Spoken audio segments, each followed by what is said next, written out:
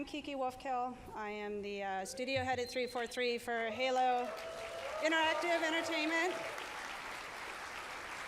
Thank you. We have a great panel today. We have Ian Kirby. He is founder and director at Sequence Group. We have collaborated with Sequence and with Ian personally on a number of projects. Most notably, we're working on Halo: The Fall of Reach right now, which we'll dive into a little bit more today. But also the Halo 4 terminals, the Halo 2 anniversary terminals. We have a long history of some very cool storytelling together. So welcome to Ian.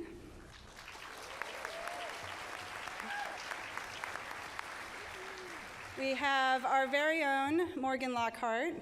Morgan is a narrative designer at 343. She was a narrative designer on Halo 4 and now on Halo 5 Guardians.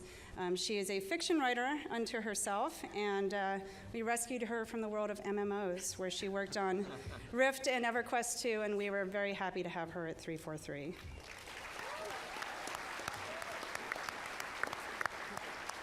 We have Noah Eichen, who's creative director at the Eisenberg Group. Noah's a creative director and filmmaker. He has worked on a number of video marketing projects. He has worked on launch campaigns for Dead Space, for Sunset Overdrive, now for Halo 5, and is the creative director on Hunt the Truth, which again, we will talk some more about. And of course, the man who needs no introduction. In all things Halo, it is neither God nor dog who is my co-pilot. It is Frank O'Connor.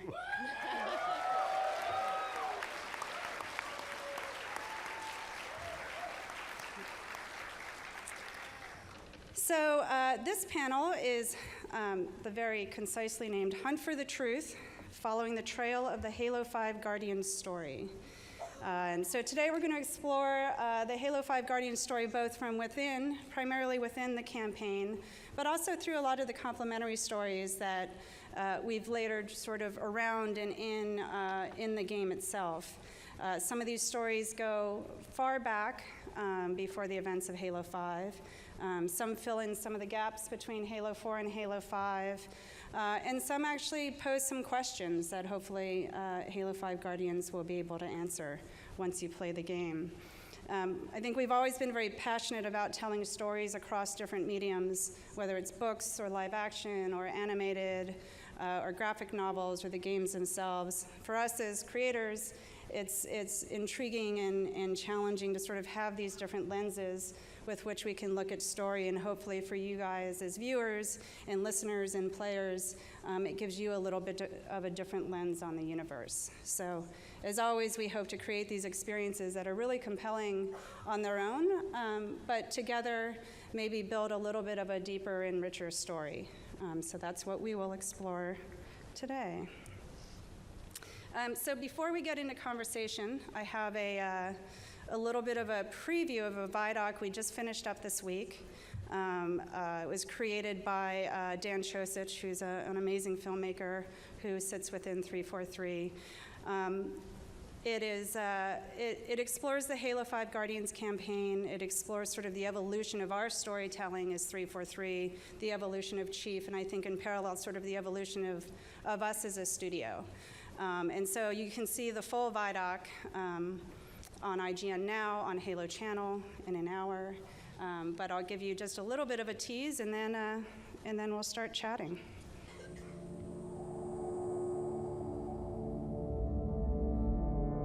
They recognize that they are weapons and that they were made to be used to kill other things and to destroy other things, and they've made peace with that as they've grown into who they are. And you notice that, like, when we talk about them in the books, we never have them bothered by the whole deal of them being abducted.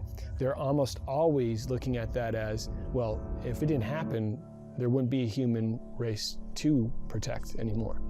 And so there's a really deep sort of gravity to their understanding of being a Spartan, to their recognition of the weight of that, and just the fact that they're embracing it as their destiny. This is what I was made for. This is what I was born to do. They're not seeing it as a situation where they were given a shortchange. They're seeing it as this is the way it was supposed to be. And so their attributes are solemn acceptance. They almost all of them have this sense of we're here, we're gonna die one day, and it may be tomorrow, it might be 10 years from now, it's gonna happen. It'll probably happen in battle, but we're gonna do what we've been called to do until that happens. This is about Master Chief's journey, his past and his future. For Chief, it's interesting because he's reunited with Blue Team, and this is the first time that we're seeing him actually rely on other people and be a part of a unit. There's also someone else looking for answers, searching for him. On the flip side, you've got Fireteam Osiris, who's a brand new team. They've never really fought together before, and I guess there's a parallel there for, kind of where we were at with Halo 4. There's the fact that we built a studio and made a game at the same time. That's pretty crazy if you actually knew what that entails. Next year will be 20 years for me in the industry, and the stories I heard on Halo 4. I think a lot of us did, and I definitely felt a lot of pressure. The bar was so high, and nobody believed that we could do it, and so it was kind of up to us to prove everybody wrong. We brought in these amazing, talented people to make a game, but they never worked together before. They're working with new ingredients in a kitchen they're not familiar with, and so there was kind of a craziness that came about from all that. I don't know how it happened. All of the things that could be against a team were against a team. We had to earn the right to carry that Halo mantle, and I think that when you are in games and when you're in entertainment, there is no sure thing. We've got this big galaxy-spanning story. Oh, there's these attacks that are happening on colonies. There's this massive destruction that's happening. Somebody stop it, somebody save the day. But at the heart of it is, again, this story of these two families and these two things that they want. And if you don't have those quiet little human stories, it doesn't matter how many planets you blow up, nobody's gonna care. Anyone can get lucky once. This is our sophomore effort. This is where we prove whether we can really pull Halo off.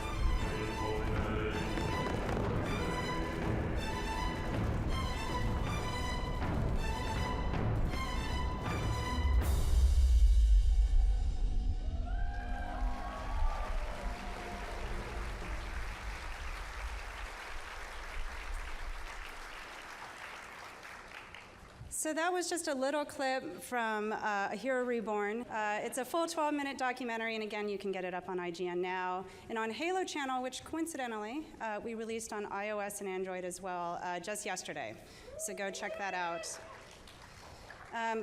So before we jump right into Halo 5, Morgan and Frank, talk to us a little bit about where we left off with Halo 4 and sort of where Chief is at the end of Halo 4.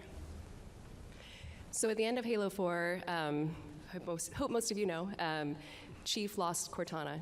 And, this has been it's fundamental to Halo. Chief and Cortana's relationship is fundamental to what the experience of Halo is and also who the Master Chief has become. And so this has left him in a transitioning period. He is rediscovering who he is, what it means to be a soldier, and what his duty is from here on out. Yeah, and I think, from a player's perspective, and if any of you guys played the Halo games, she's been your guide, right? And she's been the cipher for these worlds, and she's been an expositor of information, and she saved your ass so many times that I think some players, and certainly at least one Twitter account, have very deeply felt that loss. And people keep asking us, what are you going to do now that Cortana's gone? And she's not gone in the sense that her legacy has kind of defined the shape of the universe and has defined the shape of Master Chief, and that loss is kind of driven him back to his own family, I think. That means she's still in our hearts, right? Yeah. She's alive in our hearts.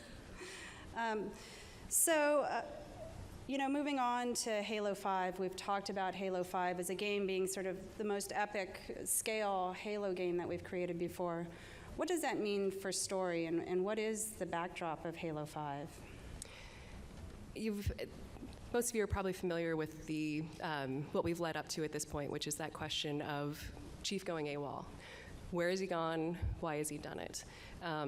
This brings in Team Osiris, and specifically Spartan Locke, who makes his specialty to be a headhunter and to find people. But you also understand that we play as Chief and Blue Team in this game as well, so obviously that question of where has he gone is not the only question that this game is going to ask. And as we switch back and forth between these two teams, between these two perspectives, the questions constantly evolve. We ask more questions. We bring in more of these mysteries of these guardians that you might have seen referenced in some of our materials, and we just drive these two teams down this rabbit hole. And this is the first Halo game where co-op has been built in as a part of the fiction as well as the gameplay. I mean, you're familiar with Halo 3, where you have 3 other elites, and we give them names and backstories, but they, when you play the game on your own, it doesn't matter that they're not there as far as the fiction's concerned. So this is the first game where that's been fully integrated. I think Morgan can talk about the kind of challenge that puts into the actual storytelling and the opportunities as well. So. Yeah, as a narrative designer, it's not just my job to think about what the story is and who the characters are and where they're going, but also how we tell the game story and how we bring that to life. And so with the potential to have 4 players in a game with fully realized characters that they're controlling, who speak, who are active participants in the story, we ended up having to shape the game a little differently. I mean, not too differently. There's still these big moments, but those moments can play out just a little bit differently. If I'm playing in a team and I'm Spartan Vale, and I'll probably be rushing ahead because that's what I normally do, you'll find these narrative moments are a little bit more influenced by the fact that Vale was the one who discovered it. So it was a lot of work. It was a lot of work, but it's also really been rewarding because, as I mentioned before, this is a game that asks questions, and it deals with a lot of the deeper questions in the Halo universe, the more controversial topics, the Spartan 2 program, the Sangheili Civil War, the burgeoning peace between the Sangheili and humans. And so by having these unique voices, we're able to offer different perspectives and opinions, and our characters are able to argue or find places to agree about these really big questions. And I think Morgan touched on something that's also kind of new to Halo as well, and replay has always been a big part of the Halo gameplay. This is the first game where replaying it as different characters and replaying it, even as Morgan indicated, in different styles is going to change in some minor ways, in some fairly reasonably large ways, your understanding of the game and the story.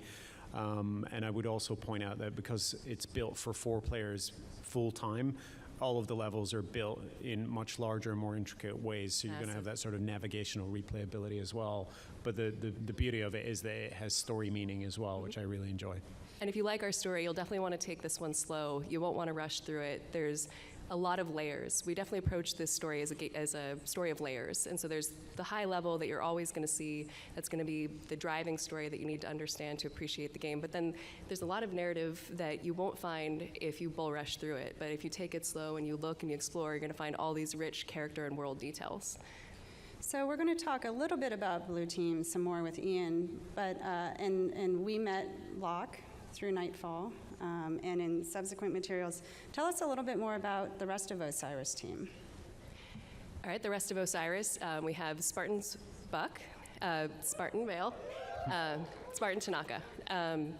There's different information out there now where you can explore a little bit about their backstories, but just to give you a high level on each of them, obviously we know Buck, he was an ODST. He made the decision to become a Spartan after a lot of wrestling with it. He was not enthusiastic initially. He didn't jump right in, but he realized that being a Spartan was the biggest challenge and that it was the biggest way he could give back. So he eventually signed up. And then you have Spartan Tanaka. She's a brilliant engineer, as well as having a unique background that assists the team at one point in the mission. She survived a glassing and on a planet that was a mining planet. And we find ourselves in this game actually going to a glassed mining planet and having with some independent mining colonialists, and Tanaka is able to keep the sort of more bullheaded members of her team able to communicate with those people and think of things on their level. And then we have Spartan Vale.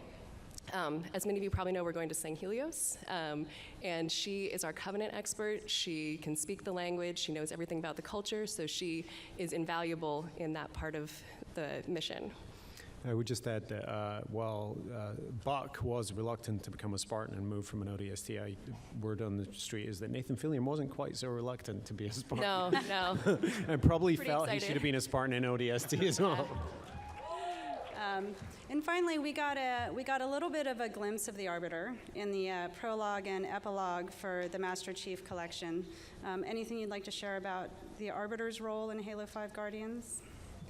Yeah, so Osiris is having to pursue Chief, and they're having to seek out people who can give them insights into Chief. And obviously, Arbiter is one of the few people out there who knows Chief better than maybe he knows himself. So we find ourselves in Sang Helios. Arbiter, however, is also very busy dealing with a civil war. The Covenant has fallen apart. The Sang Heli are trying to figure out what that means for them. So we're thrust in the middle of that civil war, and Arbiter is trying to do his best to help us, but we also have to help him. And it's obviously the first time in the game that you get to explore the elite homeworld, and this is one of those things we talked about it. I mean, many games ago, like where places can we go, and the elite homeworld is, in various stages in the Halo history, the absolute nexus of the Covenant military might, more so than the Prophets, even for obvious reasons. So it's going to be fun to go explore that culture and see the kind of world that built that kind of antagonist. And there's a lot of storytelling, even in the environments, in that regard. So Frank, we talked earlier about sort of telling bits of story in different places. Where are some of the other places that you can get some background on some of these characters?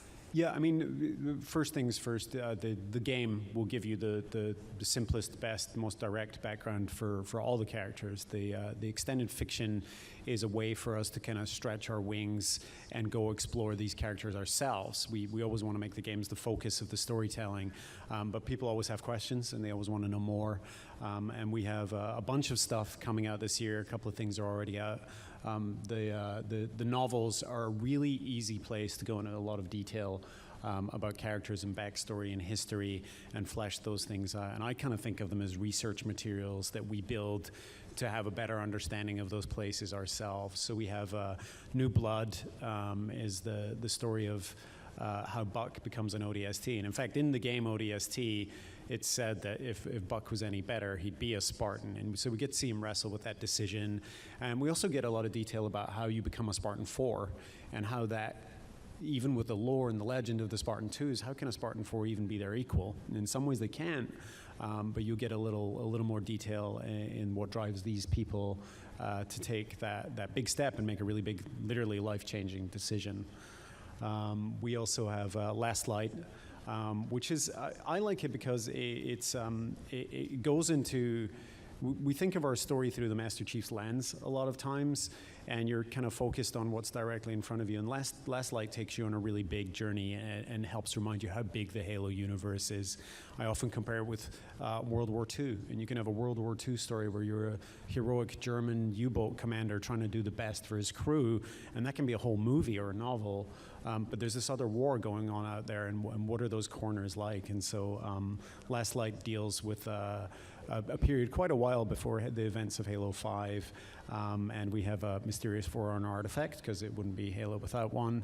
And it has a little bit of a kind of a detective thriller nuance to it, but it's a great way to go explore the universe and find out what Blue Team has been up to. Not the Chief, but Blue Team led by Fred, and get a good refresher on that team dynamic. And I think that Hunters in the Dark does a lot of that. And has a little bit of noir, but it's also a great way to meet Olympia Vale. Everyone claps when we say Buck, but I think people are going to feel really good about Tanaka and Vale too after this game.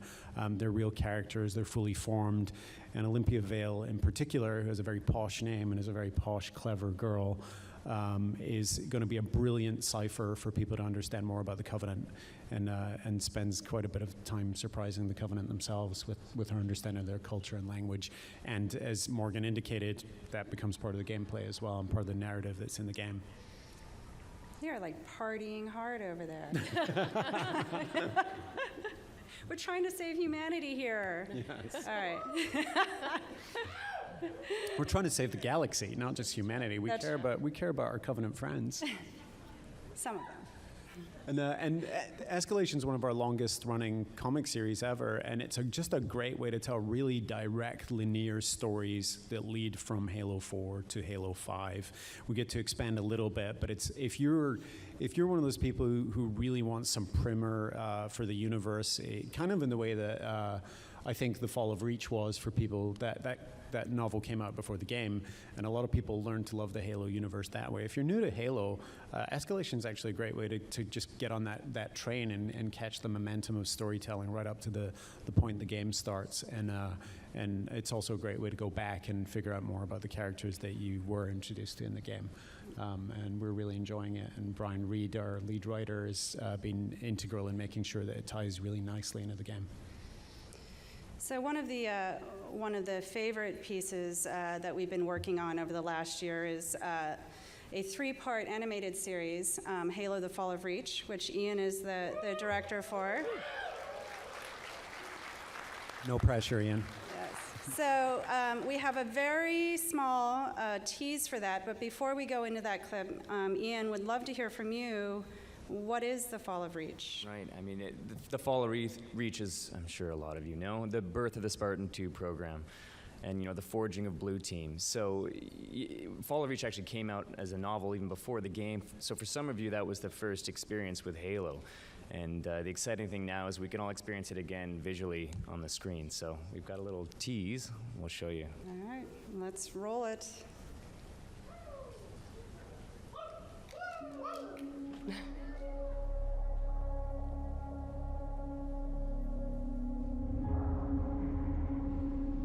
We have always looked up to the heavens and the stars and raised ourselves to reach out. But if we reach too fast, too far, we may stumble and fall.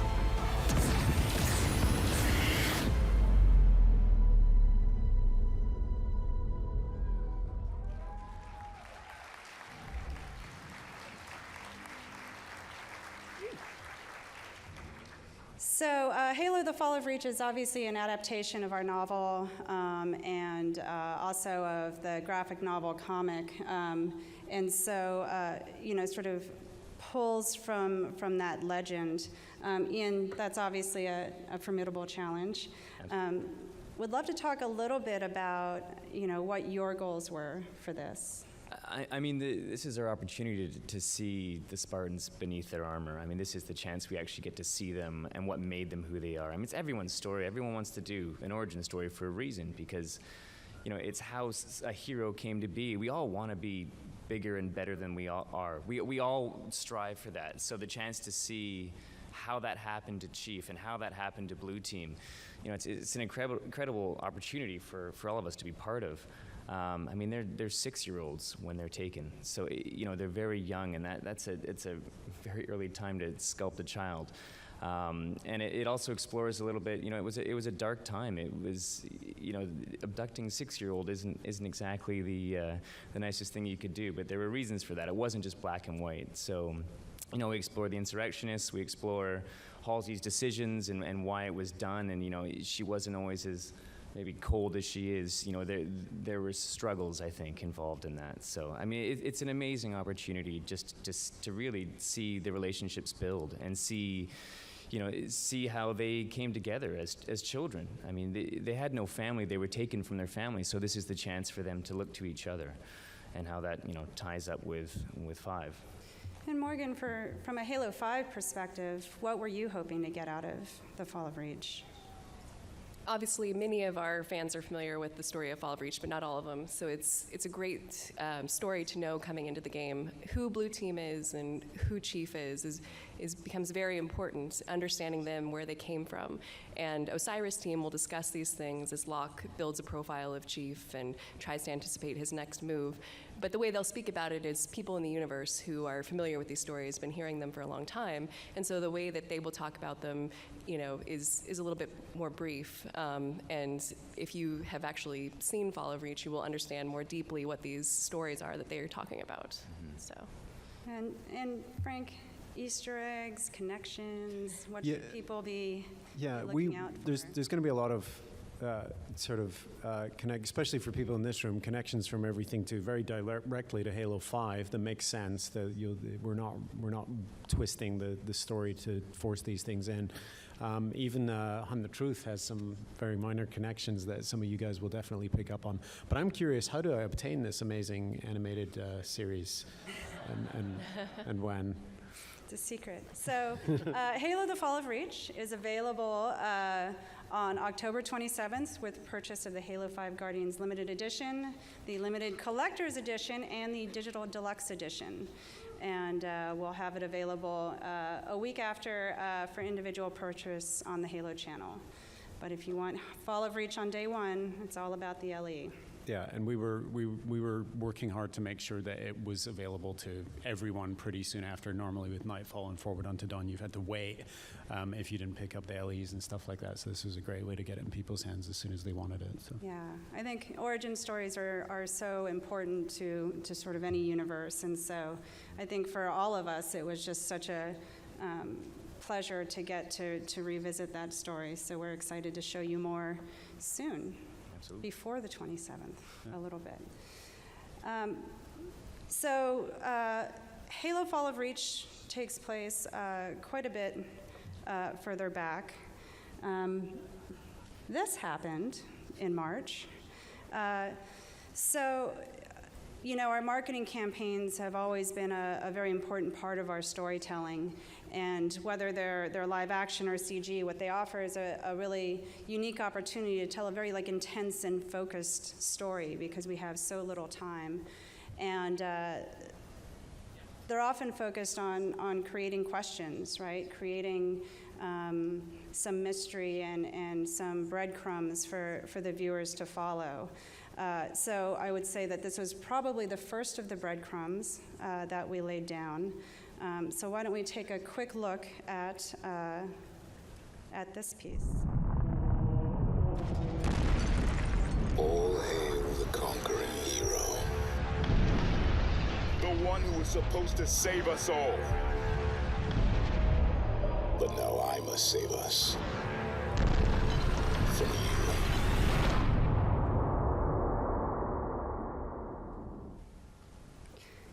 So definitely a little bit of a what the frig, is that the appropriate, I don't know how to exchange those words, moment. We quickly followed this with All Hail and the Cost, which were a set of television ads, again with the idea of provoking questions. Are the things that we understand still true? We introduced the idea of this duality with Locke and with Chief and with Osiris team and Blue team, and really the idea of how perspective can shape truth and how much do you need to know or see or understand about your viewport in an event to really understand the truth of it. I think probably the meatiest part of this campaign actually came with the Hunt the Truth podcast. And this was, this was really a new thing for us and super exciting to explore the podcast space. Noah is creative director on the piece. So before we listen to a little bit of this, can you tell us about where the idea came from? Yeah, so I saw, my team and I saw the Bullet piece just as all of you did. It was a piece of content that came to us, and we were tasked with come up with something that's going to fill the week between Bullet and All Hail and the Cost. And I saw the piece, not knowing anymore, and I was like, what? Why is he a traitor? Who's shooting the chief? What's going on? And said, what the frig? Yeah, I said, what the frig? So immediately my team was struck with all these questions of what's going on, and that immediately spun for us into, well, we should do something that asks those questions and plays an everyman role in that, and can really transition well. Now we went beyond that week. The initial thing was going to be about 25 minutes long and just fill those 5 days to the TV episodes. But as we started developing it, everyone started getting really excited and it became really sticky, and we saw this opportunity to do a full season of something that could lead into E3 and fill a longer gap. So it really blew up from a very tiny ask to a big, media piece. Yeah, and we've had a great collaborative relationship with our marketing group since Bungie days, where our TV commercials, they end up being a part of the whole experience for people. I mean, things like Starry Night and the diorama commercial and things you guys are all pretty familiar with, and of course I Love Bees. And so in my estimation, this is not just the spiritual sort of successor to I Love Bees, but it's I think a significant evolution, because ARGs were an exciting, cool idea back in the day, but they're kind of, the activity is normal now. People aren't excited by the newness of it. So we wanted to just work on a story where we just tell people a cool story. And so when we met with Noah and the gang, it was just really obvious we all wanted to do the exact same thing. Yeah, and I think from our angle, since we didn't really know what was going to happen in Halo 5, it was easy for us to say... We didn't tell you. So. Yeah, you didn't tell us. To come up with a character that was an everyman and could be sort of, not in the know of what's going on in the world and discover things as we go on. So it made it really easy for us to tell the full story that way. And Benjamin existed as a character before he had a name, and so a lot of our conversations are, what are the ingredients that we have in this universe that we can apply to this story, and what are the ingredients in this universe that we can put into the story and make it better, and what are the things that these guys can make that are brand new that make our story better and our worlds more believable. So it was always I think it was one of the easiest things I've worked on in terms of how aligned I think everyone was in terms of tone and content and flavor. Yeah, I think we'd kind of come to Frank with like a Mad Libs chart, like, X person, and you would just fill in the blank for some time. Oh yeah, that's how easy it was. Yeah, it was that easy. So why don't we listen to a little clip, and then we can chat some more about it.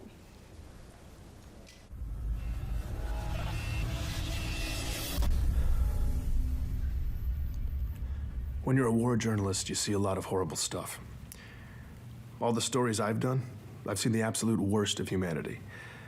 But I've also gotten to see the best. 6 years ago, I saw him, the greatest, most mysterious hero of our time, up close in action. I witnessed firsthand what he did that day, and it changed everything for me.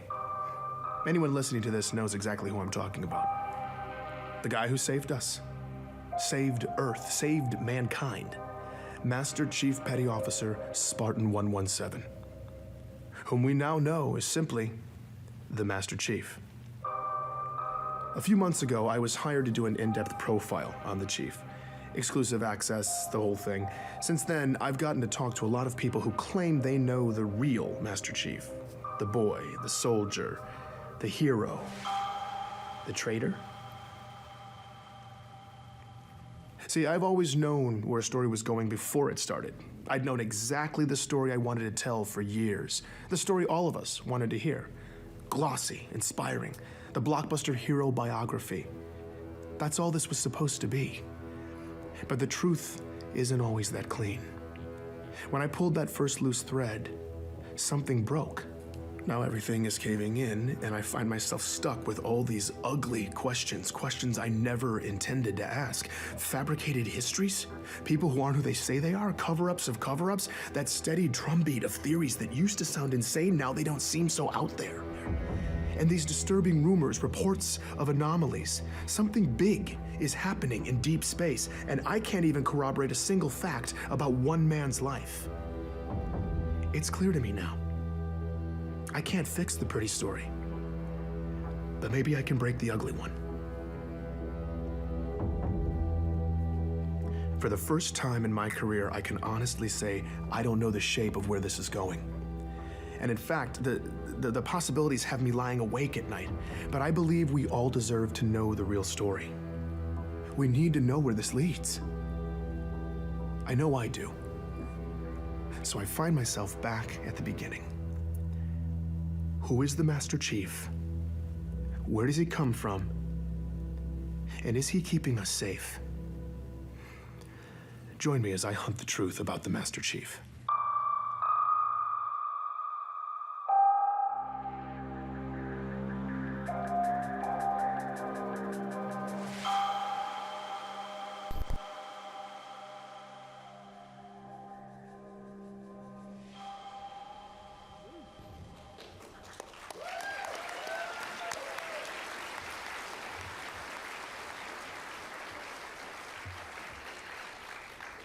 So Noah, tell us a little bit about Benjamin Giraud, who's existed in the universe before, but tell us a little bit about what's going on here.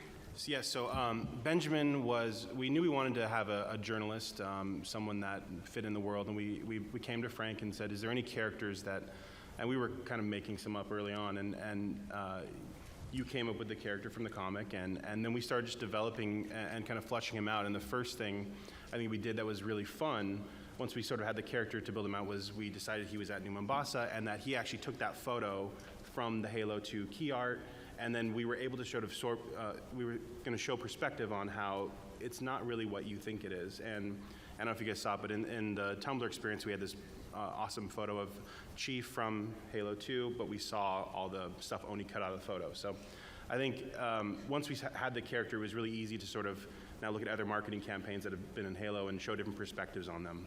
Yeah, and the beauty of that character is his job, and the first time you meet him in the Halo graphic novel, he's manipulating the truth. And so if you haven't heard the whole series, that gets inverted and turned on him. And you know, the funny thing is nobody talks about this, and it's not really in the show, but he has some guilt and some blood on his hands effectively as far as lies and politics are concerned himself. So he's not 100% a victim in the way that the story plays out. So. Yeah. So there's a few other connections with other stories. I think we have seen The Girl in the Grass before. Mm-hmm. Yeah, Ellie from, I think she's in Starry Night commercial. Starry Night commercial. Yeah.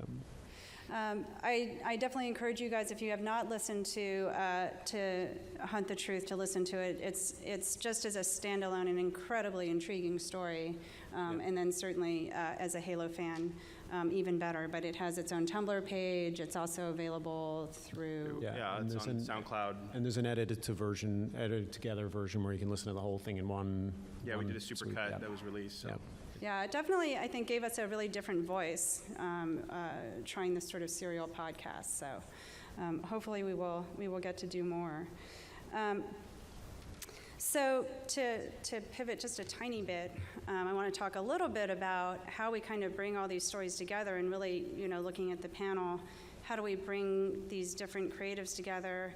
How do you guys work together? How do these connection points get formed? And maybe, Ian, since you're right there, let's start with you. I mean, not to throw it right back to you, but really it does come from Frank and Kiki and saying, hey, what little piece of the puzzle fits with this? I mean, the Hunt and the Truth, I only actually just found out about there's a ODST gym scene with a little tie-in between the two, which is super exciting because we had no idea. So, I mean... Well, I got a text from Frank, like...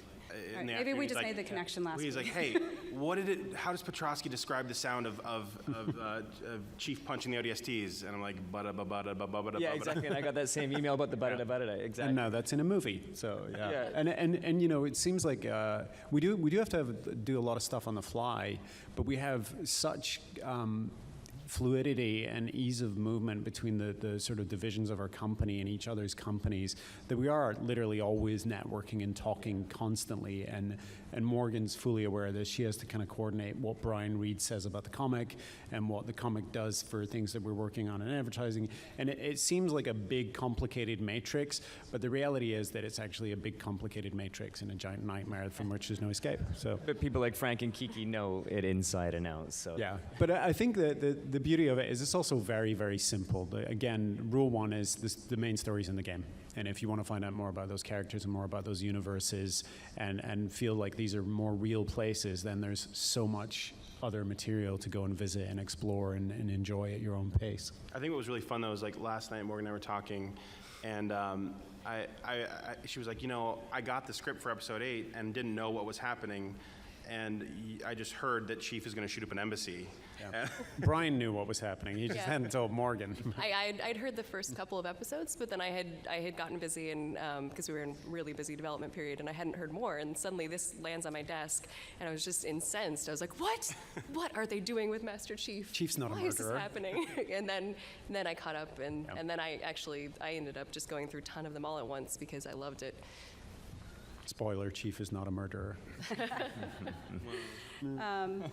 So we have I'm going to move us along for time. We have a little visual. I think we'll share this publicly. It's really simple. It just shows some of the connection points between a few of the things that we've talked about. Not to make it more complex, but just to sort of show where you can find sort of bits of the larger story. So sort of moving on to what's next. This is a still frame from a shoot I was at last week. I managed to spirit away one little frame, and it's really just by way of saying we have more story to tell between now and the launch of the game. So stay tuned for that. I think that there are still a few more mysteries to unravel as we go into Halo 5.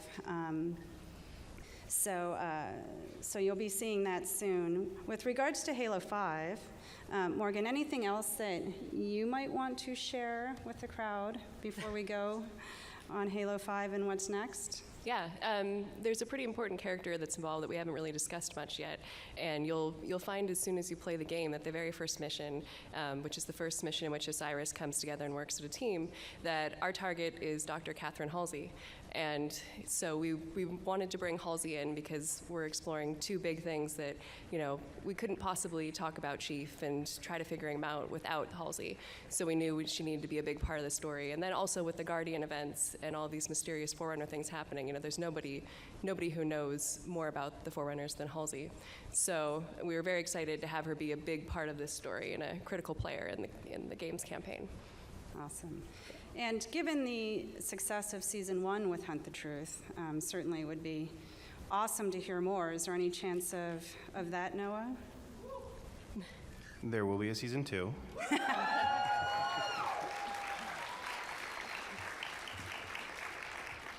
It'll come out in September and run through launch. And I will tease, it's not going to be what you're expecting. And beside that, the only tease I'll give you is that you're gonna see a different side of Oni coming out of Season 2.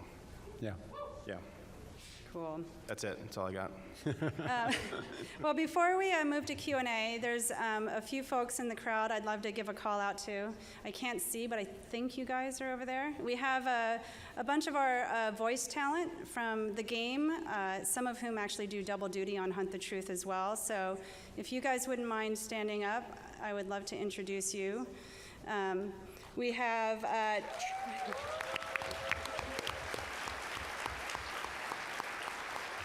from my left to right, we have Travis Willingham, who is Fred 104, blue team in Halo 5. I think that we have Brian T. Delaney now. Oh, Laura. I have really bad depth perception. Brian T. Delaney, our favorite dude AI from Halo 4, also in Halo 5. He plays Roland. We have Laura Bailey, who I'm so sorry I missed. Yes, Spartan Vale.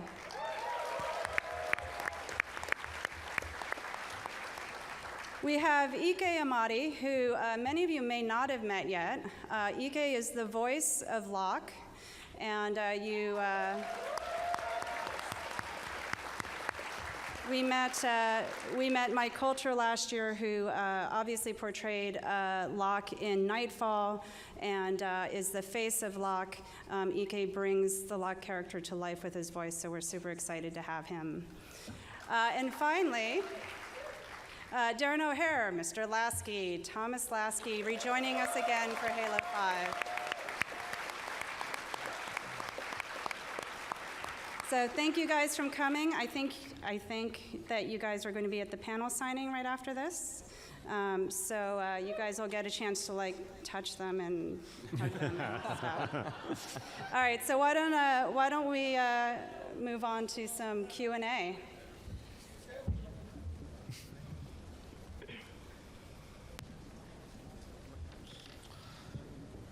So Spartan Ops gave us a great lens into expanding into story outside of just the Master Chief. So I was wondering if we might see the return of either Spartan Ops or Firefight in Halo 5? The short answer is no, but the Spartan Ops stories and characters and universe continue in the game proper. And we've obviously talked a lot about Halo Warzone as a new multiplayer mode. It's neither a replacement for Firefight nor Spartan Ops. It's very much its own thing.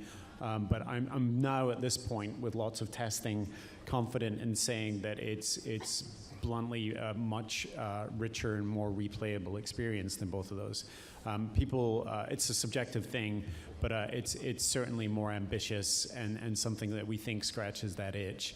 The beauty of Warzone is it's also kind of extensible. So the Warzone modes that you see immediately are things that we will be tuning and customizing as the years go on. So short answer, no. Long answer, sort of, yes, vaguely, kind of. Will we be seeing any connections to the anime Halo Legends? Well, my boss, Bonnie Ross, wanted me to announce that Pluton is going to be the bad guy, but he's not. So I'm not going to announce that, Bonnie. There's a couple of things that have very light connections, and almost all of Legends was canon. So there won't be too much in the game that touches on it, but there's certainly going to be some pieces of that universe that absolutely show up again in other places. You guys talked about multiplayer. Is there going to be online or co-op? There is online co-op. It's match-made as well, and unlike previous Halo games, the co-op is persistent, so you're always playing co-op whether you have friends playing with you or not, and it's drop in and drop out. So if one of your friends leaves to go have a hamburger, an AI will take over that player's role, which kind of speaks to some of the stuff Morgan was talking about, how that narrative can actually be really solid and super connected, and we're really happy with the way that experience is shaping up right now. Hi, I'm an Xbox Live ambassador. I've been gaming on Halo since it first came out. I've enjoyed the Halo series, and a question I have is more about the limited collector's edition. I know there was a recent poll about it on the Halo Waypoint forums, and as a lot of people I've spoken with are heavily invested in the collector's edition, and since we're going to be obviously paying $250 for it, are we actually going to be seeing a physical disc with it, as many people want their money's worth seeing? Correction, you were an Xbox ambassador. No, I'm kidding. No, it's so the honest answer is that we actually did a bunch of research, so we didn't just make that decision lightly. We actually have a significant number of people who want the game early and wanted a digital version, and we had to balance that against the kind of the production dates for the statue and all this stuff. And we get it. Like, nobody thought this announcement was going to happen and be easy and everyone would be happy. The reality is humans feel loss more than they feel gain. So some things don't make up for things you lose. And we saw that with split screen, so don't ask that question. But the good news is that we are working on trying to come up with a solution that can make the people who did want a physical disc happy. And we'll hopefully have more to announce about that at a later time. But we hear you. These logistical decisions are super hard. The statues have to ship before the other versions. Some people wanted a digital version. And as we go into this digital and physical transition, while hopefully we'll have a way to solve that for Halo 5, the industry is going to change, and the way that people play console games in particular is continuing to move more and more towards digital. But we have this irony of a big physical object, and so we're trying to solve it, and we hope we'll be able to make everyone who wants what they want as happy as we possibly can. And again, we'll have more to announce on that at a later date. But thanks, that's a good question.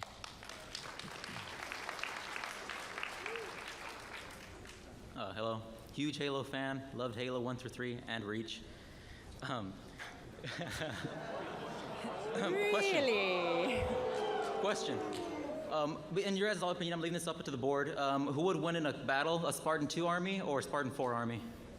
Spartan 2. Out of armor, no question. Yep. Kiki, what do you think about in armor?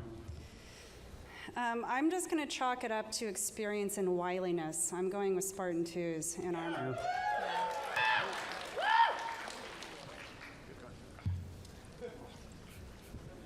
Hello. So one of the things I liked a lot, I played Halo 4 and enjoyed it quite a bit, especially with the campaign center of it. Though I know during the transition from Bungie to 343. You had all the such going on. I appreciate the transparency from you as a company talking about the difficulty and the changes being made. So specifically, while I liked Halo 4, I thought the campaign was a little on the short side. Is Halo 5, can you comment about the length? Is it any longer? Any possibility of that? And you can go back and watch every Comic-Con where I answer this question, even at Bungie, and even on Halo 4. I just got his joke. I just finally counted. The reality is that length is a really weird kind of metric because people play the game so differently. So I think about things like replayability and scale. It's a much bigger game than we've made, like physically larger. And bluntly, the addition of co-op means that the replayability, the number of routes, and the verticality of the game, which people don't think about a lot. Halo's a very horizontal game in a lot of ways. It's much more vertical now, both with the abilities that you have and also places to put your co-op, either real friends or AI friends. So I would say it's definitely bigger.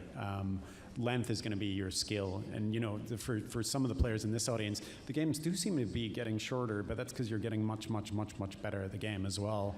And if you're like me, you're going to grab a warthog and try to drive it places it's not supposed to go. But I think it's currently longer for me right now, and your mileage may vary. And for me, it's much longer because there's more places to explore and much more open sandboxy stuff. Thank you. I think we have time for about 2 more questions before we have to give free stuff away. Ooh, yeah. Hi, big fan, played every game. So my question for you, it is about split screen, Frank, but so with other games that have had gameplay over visuals, why did you guys decide to go with like 60 frames per second and 1080p over split screen, because that is a beloved thing of Halo, especially with the 4-player co-op. Totally. So we know that we actually know what the numbers, the actual percentages are, and it's significant enough that we had to care about it. Like it wasn't like 1%, but also it wasn't like 40% either. So you said something really interesting there. You said visuals over gameplay. 60 frames per second isn't about visual fidelity. It's about experiential fidelity, and some people are fine with 30 frames a second, and we're not discounting that. But our simulation, the way that your control inputs work, the way that you move through the levels, the way that 4 players move through those levels, they're all actually tied in a 60 frame per second simulation. So the reality is, if it was visuals, what we do is just overload everything with 30 frames per second, higher fidelity textures and lighting and so on. The reality is 60 frames per second is gameplay, and once you get used to it, and people who played the beta have kind of seen this, and I'm seeing more and more people talking about MCC 60 frames per second when they go from that back to the OG versions at 30 and bluntly sometimes less than 30. It's kind of a shock. So I would just say, firstly, we hope you love the game at 60 frames per second, and we hope that you think it's beautiful. That's up to you to decide, but it is gameplay.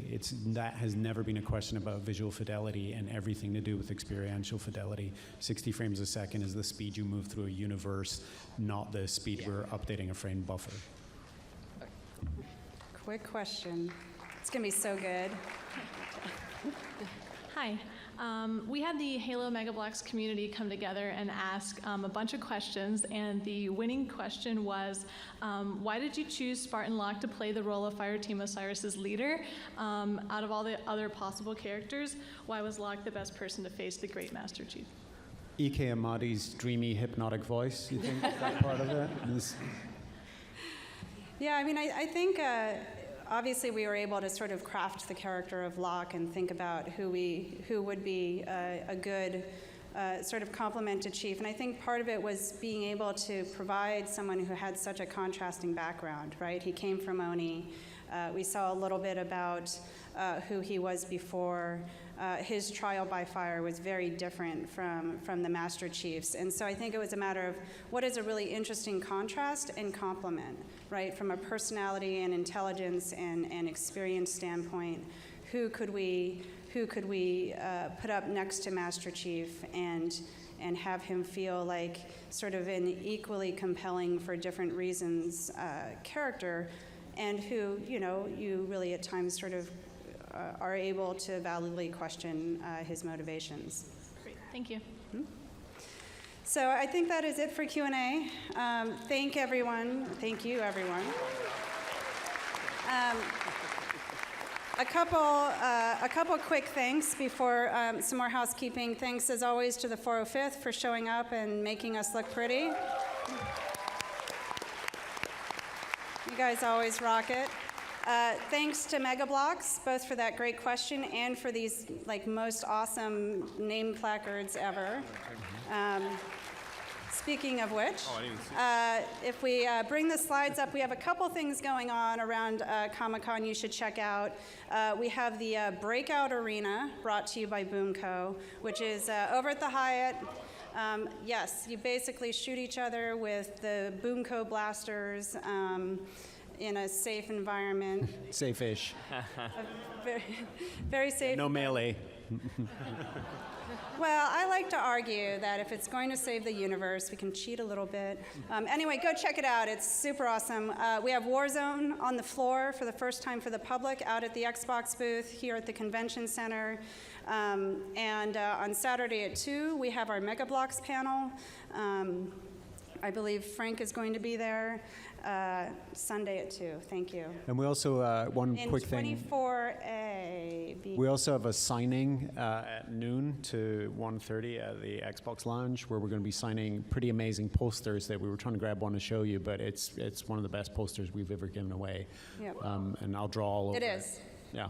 And according to Che, it was available yesterday, but he lied, so we all had to fend people off. Yeah. A reminder, the Halo channel, available on iOS and Android now. We have a special Halo 5 multiplayer emblem associated with the channel for anyone who downloads and watches some video on there, so go check that out. And finally, the giveaways. So we will start off with Frank, who has some of those Boomco blasters to give away. This is what you're battling it out with over in the Breakout Arena. Yeah. So I think we have 3 of those to give away, and I don't know how we're. I lied about the lasers. Yeah. So we decided everyone knows to flip up their chair and check for a sticker, so we took a slightly different tact, and we're using Blue Team to identify the winners this time. Our beautiful assistants are already out there, and they've done some counting. Some people have moved, so don't bother counting and saying, oh, I was the number you're about to say. Yeah, sorry. Well, actually, it might work out. You never know. So the Boomco pistol set, the noob combo set, I'm going to call it, we're going to start out in ascending numerical order. And the first winner is going to be Linda 058. Can we identify Linda 058? This is just 58th seat in the house based on where we started. All right. Yeah, there we go. So you can come up and grab your blaster. We'll have it for you in 1 minute, because we'll do the rest of them real quick. Yeah. Winners head to that corner when the panel's done, and we'll hook you up. You're not allowed to shoot us with it, because we gave it to you. The second winner is going to be Kelly, 087. Did we identify where seat 87 was? Yay. All right.